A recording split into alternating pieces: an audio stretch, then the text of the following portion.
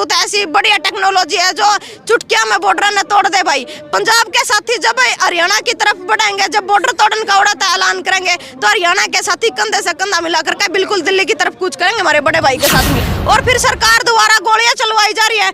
बड़े शर्म की बात है कि यहाँ शरेआम कल गोलियां भी चलवाएगी और बड़ी पीड़ा हुआ जब भाई हमारा खनौरी बॉर्डर के ऊपर एक 23 साल का हमारा भाई मारा गया। नमस्कार, मैं हूं अजय भारद्वाज और आप इसमें ग्राउंड मीडिया देख रहे हैं। साथियों, किसान आंदोलन के ऊपर पूरे देश की नजर टिकी हुई है, क्योंकि शंभू बॉर्डर और जो खनौरी बॉर्डर है ये देख रहा पूरा देश की। अब वो दिल्ली कूच कब करेंगे, लेकिन वहाँ के जो किसान नेता उन्होंने कह दिया कि 29 तारीख तक हम बिल्कुल शांत तरीके से बैठे रहेंगे, कोई एक्टिविटी नहीं करेंगे। तो ये दिखा दीजिए एक बार घुमा करके, यहाँ ये खेड़ी चौपटा है। कल हजारों की संख्या में ट्रैक्टर और किसान यहाँ पहुँचे थे। इनका ऐलान था कि खनौरी बॉर्डर के ऊपर हम जाएंगे, लेकिन पथराव और टकराव दोनों की दोनों स्थिति यहाँ पर बनी। काफ़ी चोट किसानों को भी लगी, उस तरफ से पुलिस वाले हैं जो उनको भी चोट लगी।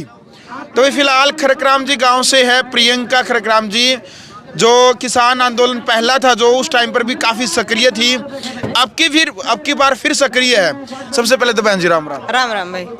क्या कहना चाहेंगे किसान आंदोलन को लेकर के? कल जो पथराव और टकराव की स्थिति यहाँ बनी थी, देखिए बड़ी निंदनीय थी वो जो घटना हमने देखी। और मतलब एक जलियांवाला बाग वाला काम यहाँ बना दिया। पंचायत बैठी थी, पंचायत तो उठने भी नहीं दी प्रशासन ने। मौके पे एसपी डीएसपी अपने पूरे प्रशासन बल को लेकर के और पंचायत के अंदर घुसना, और मतलब इस तरह नहीं थे किसानों के ऊपर बैठे, उन्होंने भीड़ के ऊपर जैसे आंसू गैस के गोले छोड़े और लाठियां बरसाई। बड़ी निंदनीय घटना थी और हमने देखा माहौल सोशल मीडिया के जरिए भी हमने देखा लगातार। मतलब ऐसे हालात पैदा कर दिए हरियाणा के अंदर भी और पंजाब के अंदर भी, जैसे हम कोई किसान इस देश के जैसे आतंकवादी हैं। लोकतंत्र यदि देश के अंदर है तो लोकतंत्र देश में हमें किसान को भी तो अपनी मांगे रखने का अधिकार होना चाहिए, किसान को भी तो अपना प्रोटेस्ट करने का अधिकार होना चाहिए। लेकिन जो माहौल हम देश के अंदर अभी देख रहे हैं, जैसा कि बॉर्डरों के ऊपर और हरियाणा के अंदर, तो हमने भैया जब आईनू लगा कि लोकतंत्र की यदि शरेआम कहीं हत्या होती हमने देखनी है तो वहाँ खेड़ी चौपटा के अंदर जाकर के देखा जाए जी। तो क्या लगता है अब आपको, क्योंकि एक किसान की शहादत भी हो चुकी है वहाँ खनौरी बॉर्डर के ऊपर, जो देश लगातार देखने लग रहा है, कोई खालिस्तानी आंदोलन बता रहा है, कोई अलग अलग इस प्रतिक्रिया देने लग रहा है। देखिए सरकार का काम है कि किसानों के आंदोलन को बदनाम कैसे करा जाए। सरकार ने तो पहले हमारा पिछले 13 महीने का आंदोलन चला, उसमें भी पता नहीं आतंकवादी देशद्रोही कैसी कैसी संज्ञाएं दी थी, खालिस्तानियों का नाम तो पिछले आंदोलन में भी दिया गया था।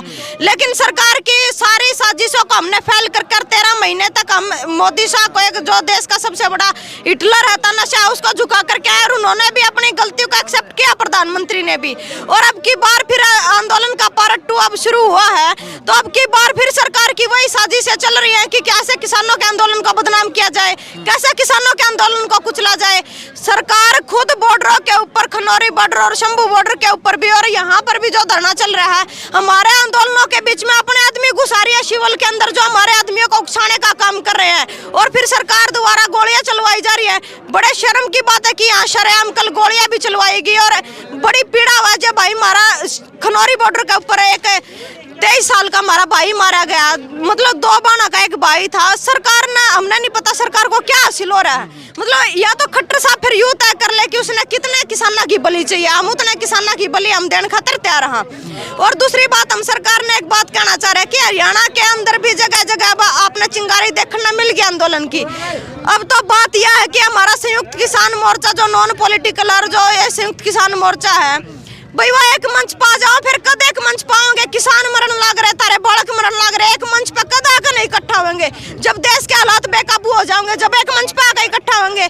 मैं तो यही कहना चाहती हूँ, हमारे आगू लीडर तबीस अहम की लड़ाई को छोड़कर इस किसान की लड़ाई इसको बनाओ और एक मंच पे आकर इकट्ठा हो और फिर एक मंच पे इकट्ठा होकर के देश के किसान को आवाज दो। क्योंकि पहले भी बीजेपी जो सरकार थी उसने पहले भी किसानों को रोकने का प्रयास किया था, लेकिन सरकार की वो मंशा, क्योंकि हमारे लीडर एक थे, सरकार की मंशा कामयाब हमने नहीं होने दी। तो आज भी यदि एक मंच के ऊपर हमारे नेता खड़े होकर और नेतृत्व करने का काम करें तो भाई दुनिया की कोई ऐसी ताकत नहीं जो किसान ना हरा देगी। अच्छा, युवा किसान नेता लगता है अक्षय नरवाल को जेल में डाल रखा है, उसकी क्या प्रक्रिया है, छोड़े या नहीं छोड़े अभी तक? देखिए ये भी सबसे बड़ी बात है, जब आंदोलन या पार्ट 2 शुरू हुआ है और उधर केंद्रीय मंत्रियों के साथ बातचीत करके न जो आ रहे थे, मतलब इस आंदोलन के पहले ऐसे आगू लीडर अक्षय नरवाल हैं जो 13 तारीख की रात है और आज तक जिंद जेल के अंदर कैद है।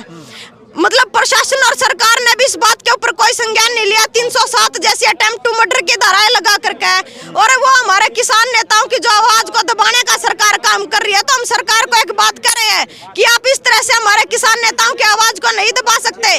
कथुरा गांव के अंदर परमानेंट मोर्चा भी लगा दिया गया है निश्चितकालीन, और कल भाई हमारी सभी साथियों की मीटिंग भी है इस बात को लेकर के। आगामी फैसला मीटिंग करके लेंगे। हमने कोई बड़ी पंचायत करनी पड़ी और भाई औरत सीधा हमने जेल का घेराव करना पड़ा तो उससे भी हम पीछे नहीं हटेंगे। जैसा भी मीटिंग के अंदर फैसला होगा, जो बातचीत होगी, उसमें फिर अगली कार्रवाई हम करेंगे कथुरा गांव में भी। जी अच्छा, यहाँ की जो कल एक्टिविटी हुई थी, टकराव भी, पथराव भी, और यहाँ हजारों किसानों ने कहा था कि हम खनौरी बॉर्डर के ऊपर कूच करेंगे, आपको क्या लगता है कर पाएंगे? फिर देखिए बिल्कुल करेंगे। जब हमने कॉल दी है उधर से मामला शांत है, क्योंकि हमारे किसान साथी की वहाँ पे सरकार द्वारा हत्या कर दी गई। लेकिन खनौरी बॉर्डर पर जाने का ये जब ऐलान करा तो बड़े मैं कहना चाहूंगी कि हमारे युवा भैया की उस टीम ने प्रशासन को 3 बार चौकी में घुसाया और प्रशासन ने खुद हाथ जोड़कर नया हार मानी कि हम हार गए, किसान जीत गए। तो इससे बड़ी किसान की जीत क्या होगी? दूसरी बात भाई बॉर्डर तक जाने की बात आई, चलो यहाँ तक फैसला लिया, लेकिन पंजाब वाले साथी बिल्कुल मजबूत है। वो बॉर्डर तोड़ कर हरियाणा के अंदर एंटर करा। हरियाणा में तो ट्रैक्टरों की ऐसी टेक्नोलॉजी भी नहीं है कि वो बॉर्डरों को जाकर के तोड़ दे। पंजाब के अंदर तो ट्रैक्टरों की भी और हमारे किसान साथी भी मजबूत है, ऐसी बढ़िया टेक्नोलॉजी है जो चुटकिया में बॉर्डर ने तोड़ दे। भाई पंजाब के साथी जब हरियाणा की तरफ बढ़ेंगे, जब बॉर्डर तोड़ने का उड़ाता ऐलान करेंगे, तो हरियाणा के साथी कंधे से कंधा मिलाकर के बिल्कुल दिल्ली की तरफ कूच करेंगे हमारे बड़े भाई के साथ मिलकर।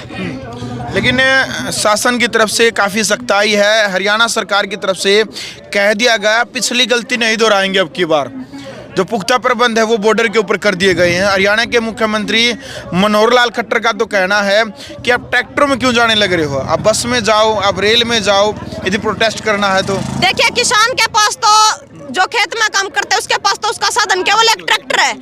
अब भाई सरकार में तो हमारी हिस्सेदारी है नहीं कि किसान के पास फॉर्च्यूनर गाड़ी हो या बड़ी बड़ी गाड़ी हो।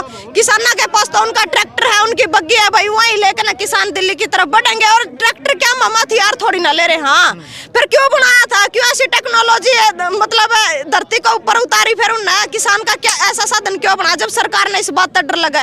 ट्रैक्टर तो ऐसा डर क्यों खट्टर साहब को? यदि ट्रैक्टर का डर नहीं है तो भाई किसान की भी मैं कहूँगी आर्थिक स्थिति इतनी मजबूत नहीं है, फिर गाड़ियां का प्रबंध खट्टर साहब करवा दे, हम गाड़ियां में दिल्ली चले जाएंगे।